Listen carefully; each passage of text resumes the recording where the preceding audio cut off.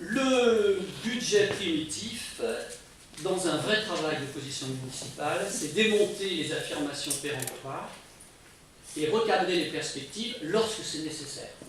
Et le tout à partir d'éléments factuels, les chiffres. Alors, évidemment, pour un cadrage et un recadrage juste, on va reprendre le BP 2017, les comptes administratifs 2013, 2014, 2015. Pour 2016, on est toujours sur le BP, ce que l'on peut regretter, puisque vous auriez pu nous fournir les chiffres clés que vous possédez, bien évidemment. Et lorsque c'est nécessaire, nous remontons jusqu'à 2008. Alors, premièrement, le mythe des recettes de fonctionnement qui serait en baisse. Alors, le mythe s'effondre. Les recettes réelles de fonctionnement de la ville sont en progression. Notons que ce ne doit pas être un sujet qui vous intéresse beaucoup, parce que dans la note de synthèse, en l'espèce très synthétique, ce sujet important est traité en 7 lignes, plus un mot peut-être. Alors sur un plan général, on ne peut que regretter la faiblesse de cette note de synthèse, 3 pages et demie pour expliquer un budget de 120 pages. C'est peut-être un peu exagéré.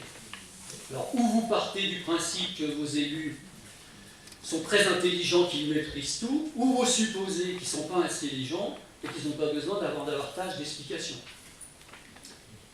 Alors, prenons les recettes de fonctionnement réelles, c'est-à-dire recettes de fiscalité directe, recettes de fiscalité indirecte et dotations hors cession d'actifs. Je donne les chiffres complets, je pourrais vous en donner le détail. 2013, c'est ça qu'il faut écouter. 11 578 000, 2014, 11 536 000, 2015, 12 432 000, 2016, 12 188 000 BP, 2017, 12 893 000. Donc de 11 578 000 à 12 893 000 en 5 exercices, il est difficile de prétendre que les recettes diminuent pour justifier de rogner sur des activités utiles aux villes crénoises. Alors si l'on s'intéresse à l'impact des taxes directes, taxes d'habitation, taxes foncières sur les propriétés bâties et taxes foncières sur les propriétés non bâties, sur les recettes de fonctionnement, nous sommes en 2013 à 50,4%. 50%. Pour arriver en 2017 à 62,47%. Allez, 62,5%.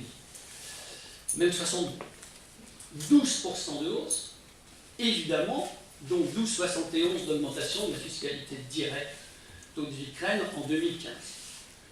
Alors, même si vous ne baissez pas le taux communal en 2017, on ne va quand même pas vous féliciter. Cette pression fiscale indue est scandaleuse. Et je rappelle encore une fois que sur un vrai comparaison de mandature, c'est-à-dire 6 exercices, cette surcharge fiscale va représenter au minimum 5 millions d'euros.